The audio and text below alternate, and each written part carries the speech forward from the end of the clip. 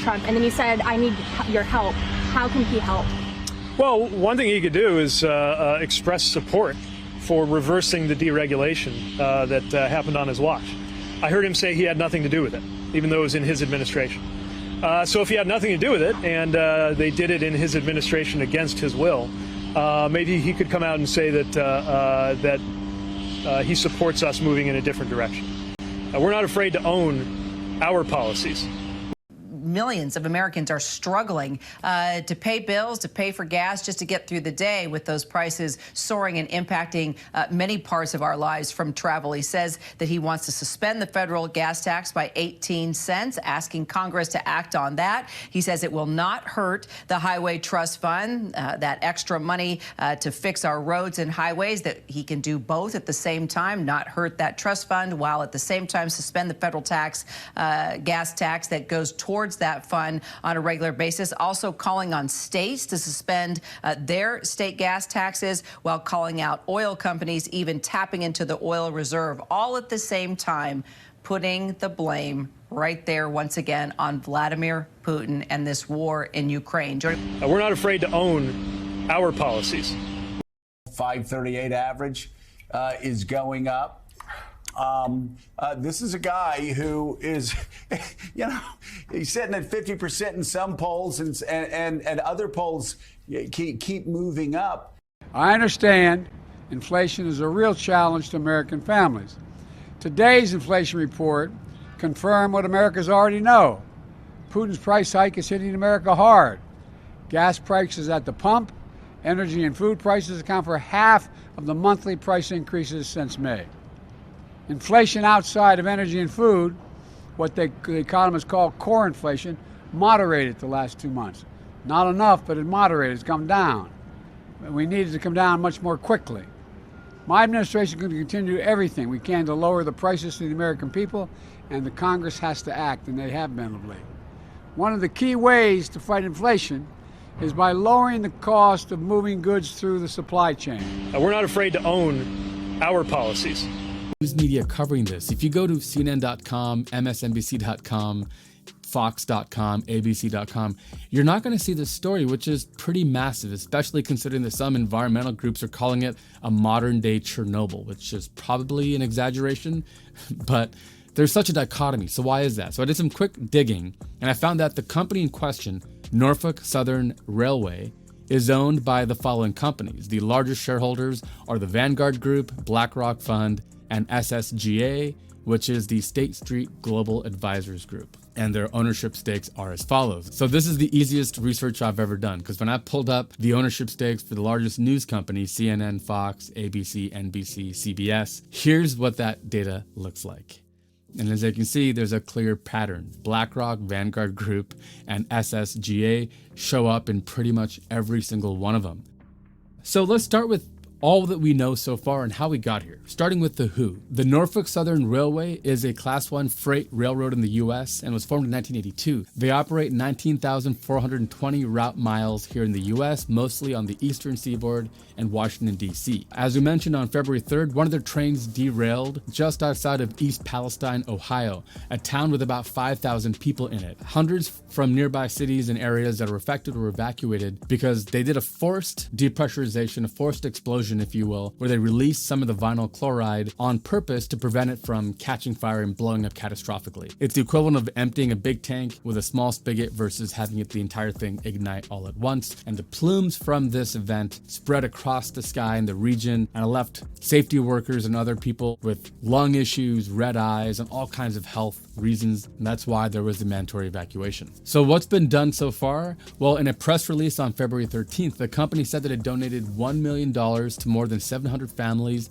to cover expenses they incurred during their evacuation, and it was in the process of providing aid to other local businesses. It donated $220,000 to the town's fire department to replace breathing apparatuses used by firefighters, and $25,000 to the Ohio Red Cross to support shelter setup for the East Palestine High School and around 100 air purifiers for residents. And if you're thinking $1 million, that sounds pretty impressive. We'll get into the scope of this, but that was like $1,000 per family. It wasn't very much, and there were some other tweets and things kind of to this point. The company also said that so far it has completed more than 340 in-home air tests with the EPA, which have shown no detection of any harmful substances. And there's going to be a report and plans for remediation. There's seepage into clean water sources and all kinds of other ground contamination concerns that are going to long outlive the news cycle on this story. Before we get back to that, let me tell you. We're not afraid to own our policies. The joint resolution is passed. Congress approved legislation that would force the adoption of a tentative labor agreement, averting what could have been a massive rail strike involving about 115,000 workers. Unions and railroad carriers came to an agreement in September to avoid a strike, but 4 of the 12 rail unions rejected that contract, citing specifically a lack of paid sick days. But how can Congress intervene in private contract negotiations, forcing unions to accept a deal? Thanks to the Railway Labor Act, which was enacted in the 1920s, Congress has the authority to act to avoid any interruption to commerce or operation, which specifically includes the settlement of all disputes when it comes to things like pay and working conditions. Freight rail moves about 40% of U.S. long-distance cargo and delivers goods including coal, grain, and ethanol, and 3/4 of new cars and trucks bought in the U.S. are also moved by rail. Industry analysis shows that if a rail strike took place, the U.S. economy would risk losing more than $2 billion a day. President Biden, who has hailed himself as pro-labor, encouraged Congress to pass the legislation. It's not an easy call, but I think we have to do it. The economy is at risk. Members of Congress, however, are divided over the decision to intervene. It's incumbent upon Congress to do everything that it can to protect these workers. If you're passing a bill to force the rail workers to work, how strong is your economy? This isn't the first time Congress has stepped in. They've done it 18 times. But not since the early 90s, when Congress and President George H.W. Bush passed legislation ordering workers back to their jobs, and then created mandatory arbitration, which has long alleviated Congress from getting involved. But this time, because that arbitration wasn't agreed on, Congress acted earlier, hampering workers' ability to go on strike and forcing the acceptance of the agreement, which will last until the end of 2024. We're not afraid to own our policies. They haven't had a raise in over 3 years, and they just implemented an inhumane attendance policy without a contract. And that's why we're standing here, because they're profiting in the billions, and we can't get a contract.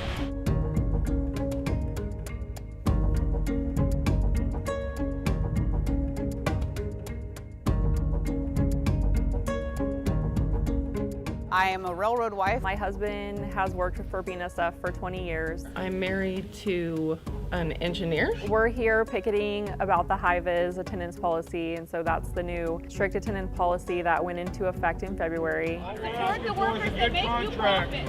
Thank you. Learning, support labor that makes you profit.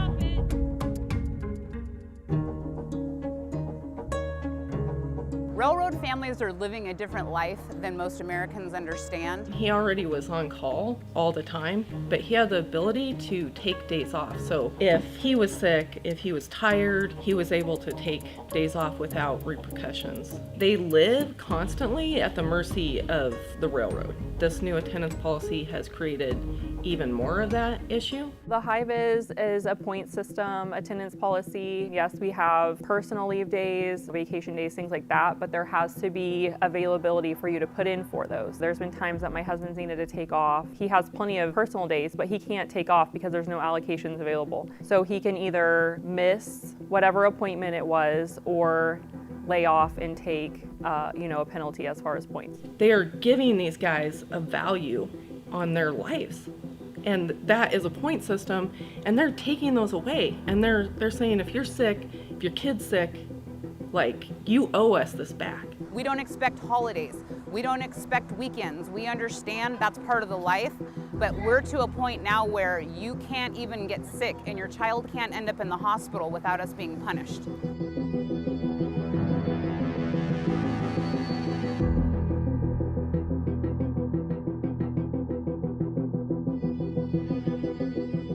He'll get a ping on his phone that says, you gotta go to work at 3 o'clock. They break the call. You gotta go to work at 5 o'clock. They break the call. You've gotta go to work at 8 o'clock. How is anybody going to get rest for that? And for me, that creates the safety issue. These crews are out there working on little sleep, sometimes sick because of this new policy. It's really not safe for our towns. You don't know when you're going to sleep. You don't know when the phone's going to ring. You don't know if you're going to get enough sleep to go back to work. My husband and his engineer did hit a lady and she passed away, unfortunately. For 29 years, my husband has gotten up all hours of the day and night. Our marriage barely survived and we're making it. We understand that railroad crews are going to be separated, but when we can't predict it and we're being punished for taking time that we need, it's unbearable.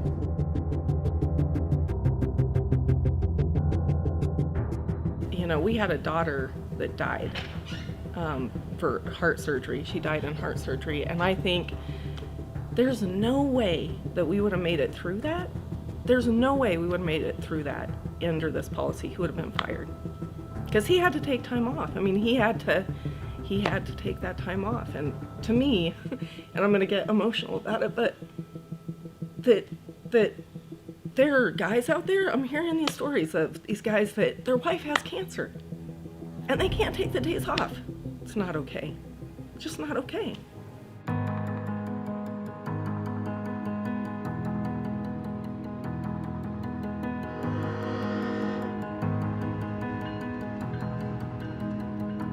The railroad created a supply chain crisis, and now here we are, you know, having to deal with this policy. These guys, they want to do a good job. We're not afraid to own our policies. Blame for inflation, Mr. President?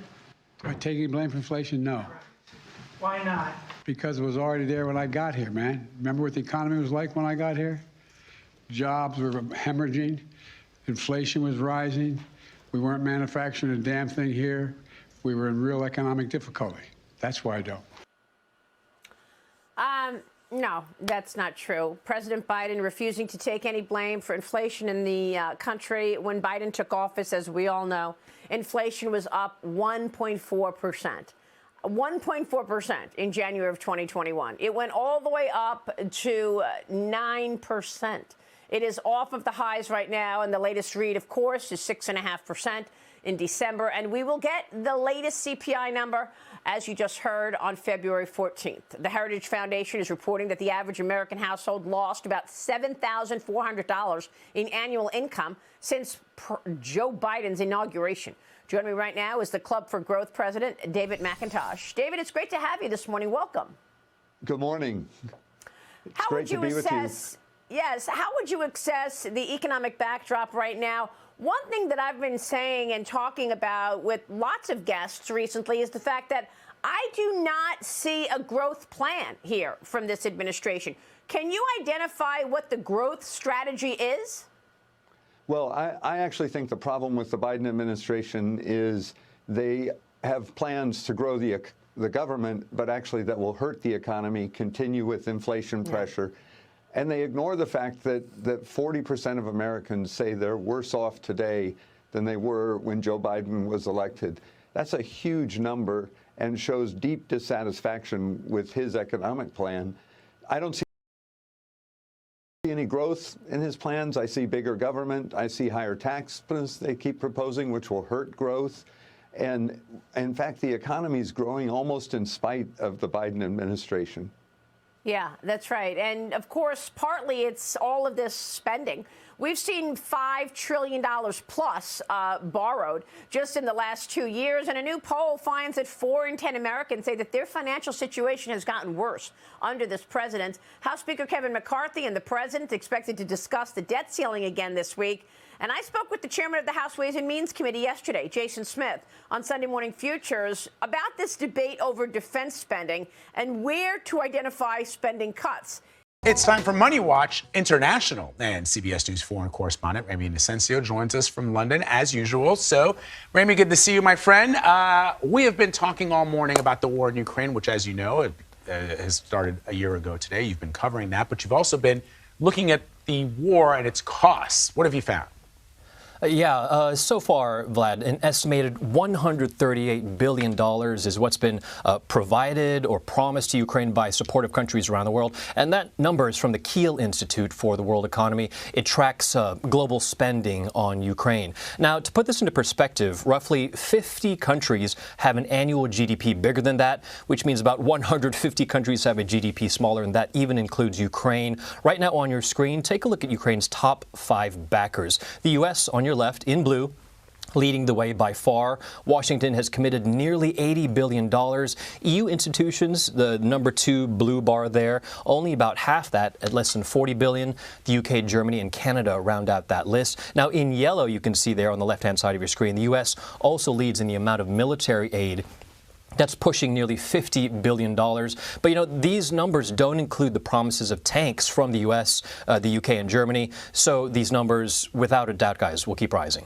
So as you know, since the war began, there have been more and more sanctions against Russia in the hopes of crippling the Russian economy. We just heard about a new batch of them. The White House unveiled a new set that's going to target Russian banking technology and defense. But let us talk about oil, because that was sort of the first focus. For more than a century, the nodding donkeys of America's West have told the story of this country's thirst for oil. There are many who believe these landmarks of the fossil fuel boom should be consigned to history. Among them, Joe Biden, wielding his executive order pen again to undo more of his predecessor's legacy and putting climate change at the heart of his presidency. In my view, we've already waited too long to deal with this climate crisis. We can't wait any longer. We see it with our own eyes, we feel it, we know it in our bones, and it's time to act. This is where one of those orders will be felt the most. Half of New Mexico's billion-dollar oil revenue comes from drilling on public land, something that will now be restricted.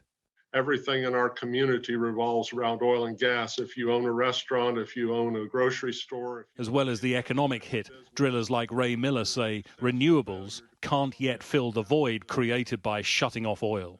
Whether we produce it or not, it's just whether we'll be buying it from foreign sources that have geopolitical risk, or whether we produce it here in America.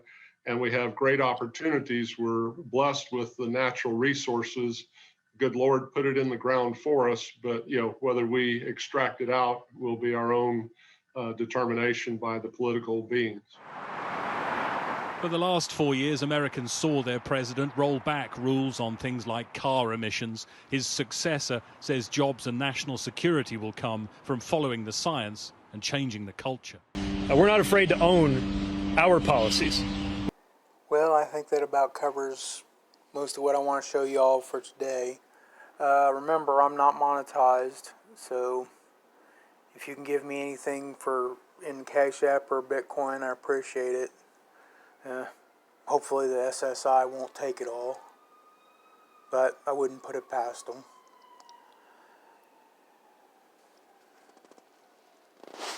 That's all, folks.